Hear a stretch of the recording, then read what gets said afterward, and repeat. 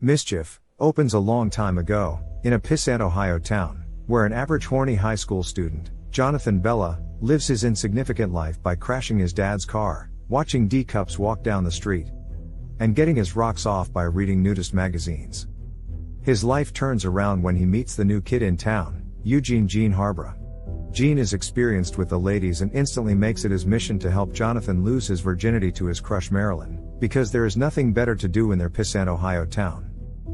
Jean also takes an immediate liking to Bunny Miller, who is currently dating the biggest douchebag in Nelsonville, Ohio, Kenny Brubaker. The new friends attend a fair where the girls will be present. Jonathan sees his crush at a kiss booth, who hasn't really noticed his existence until now. He plays spin the wheel, in hopes to kiss Marilyn, but ends up having to kiss another girl. Jean goes for it as well, since Bunny is there, but the wheel ends up on Marilyn. Jean goes for it and takes his sweet time kissing her, which annoys Jonathan. After cucking him, Jean then takes more money from Jonathan, and goes for another spin on the wheel, but this time it ends up on Bunny. They kiss passionately before Jean tells her he'll be seeing her around.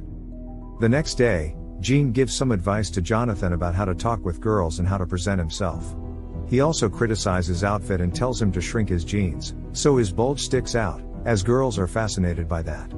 During the class, Jean tells Jonathan to drop his pencil so he can take a better look at Marilyn's panties, and when he does, the teacher makes him stand up and repeat what was said so far. Unfortunately, the class and the teacher are greeted by his boner when he does. After school, Jean sends Jonathan down the street to talk with Marilyn, but he gets distracted by a sudden noise and crashes his bike into a nearby parked car. Marilyn helps him out as Jonathan grabs her breasts out of nowhere.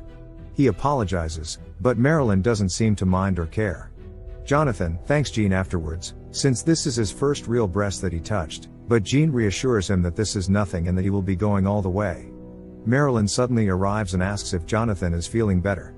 But he soon realizes she is not there for him as she asks Jean out to watch a drive-in movie with her and gives him her number. Jonathan is rightfully upset as he suspects Jean will play foul. Jean swears he won't touch her and that this is good, as they know where Marilyn is and that Jonathan can ask Bunny to come that night. As the night comes and the group gets to the drive-in, Marilyn starts to snuggle towards Jean and tell him how much she likes him, which annoys Jonathan in the backseat. Kenny's friends notice Bunny there and quickly go to inform their friend. Jean and Jonathan go to get some Coca-Cola and root beer for the girls, but they are soon confronted by Kenny and his knucklehead friends. Jean steps up and defends Jonathan, saying he is the one that asked Bunny out. Kenny tells him to meet at another place nearby in 15 minutes. When Jean arrives, Kenny suggests they play a game of centerline chicken, where they both drive head-on with their cars and the first to turn away loses. They both refuse to turn until the last second as the two cars bump into each other. Kenny comes out swinging at Eugene, but everyone starts fleeing when they hear police sirens. Jean's father takes his anger on him, as he wrecked his car and he can't get to work the next day. We gradually learn Jean has issues that go far beyond the local Richie Rich hating on him. Jean shares with Jonathan that his mother has recently passed away and his abusive violinist father had to quit his job with the symphony to move them to Nelsonville. Jean's father beats on Jean out of pain for his loss and to discipline his troubled son. Bunny breaks things off with Kenny, eventually, and decides to start up a relationship with the bad boy in town, Jean. Marilyn sees them in the hallway and runs away in tears. Jonathan visits Jean, who starts working as a part-time mechanic to pay for the damage caused to his father's car. Jonathan has given up on Marilyn, but Jean insists he keep trying and make him call her and ask her for a date. Jonathan believes there's no point, but relents and calls her. To his surprise, Marilyn accepts. Jean tells him he has to step up and really go for it. After the date, Jonathan walks Marilyn back to her house and they kiss goodbye. Both Jean and Jonathan start a relationship with their dream girls, with Jonathan and Marilyn not missing an opportunity at every turn to master the art of heavy petting.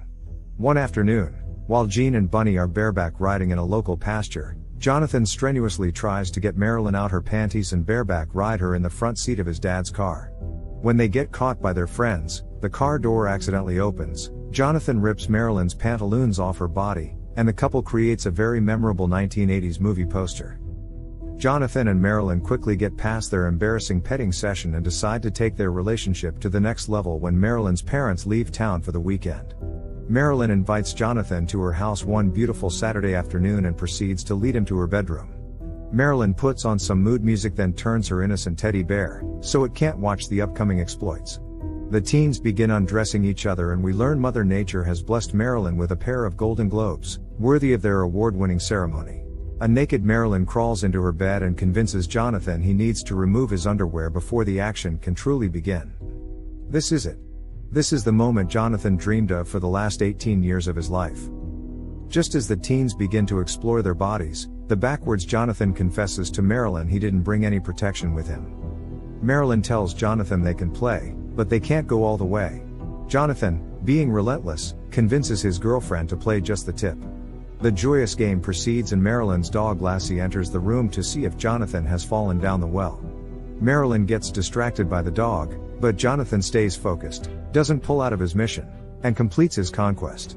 Marilyn gets upset as Jonathan promised just the tip and to pull out, but went all the way.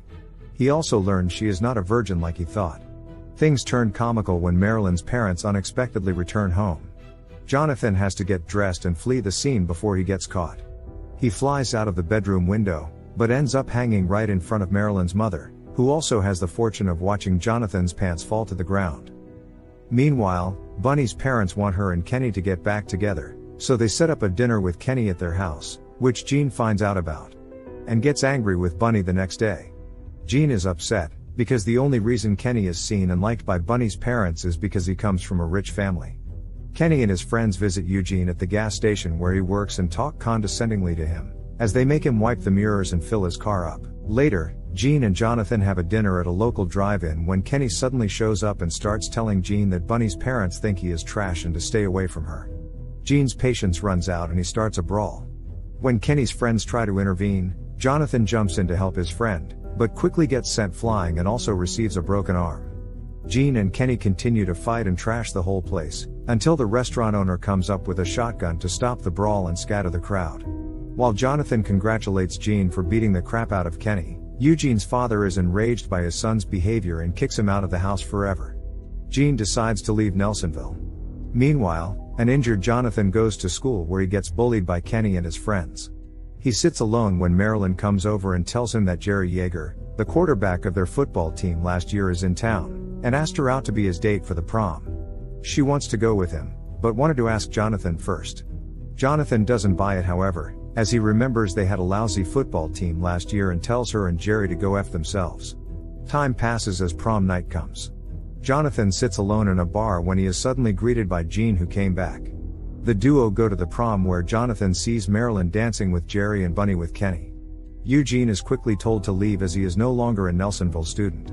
Bunny notices him and chases after him, but misses him outside as he rides off on his bike. Jean shares with Jonathan that he returned to town to ask Bunny to run off with him. He has found work on a Kentucky horse ranch and peace in his life. As Jean falls asleep, Jonathan rides back on his bike where he meets Bunny outside. He gives her a ride to meet with Jean. The couple then reconciles and decides to leave town together. Jonathan tearfully parts ways for the last time with his friends. Jonathan informs Bunny's family she has left town, then runs into that prick Kenny. Jonathan, who has had enough of Kenny's bullying, goes demolition derby on Kenny's precious car in the middle of Nelsonville. Kenny tries to run off before his car gets completely trashed, but Jonathan chases him through the streets and ultimately, he bumps Kenny's car into a fire hydrant, completely wrecking it. A triumphant Jonathan returns and sees his friend Rosalie, who has a crush on him, asks her out on a date, then drives off in his beat-up car as the movie draws to a close. Don't forget to subscribe and turn on the notification bell if you want to watch more videos like this. Thanks and see you again soon.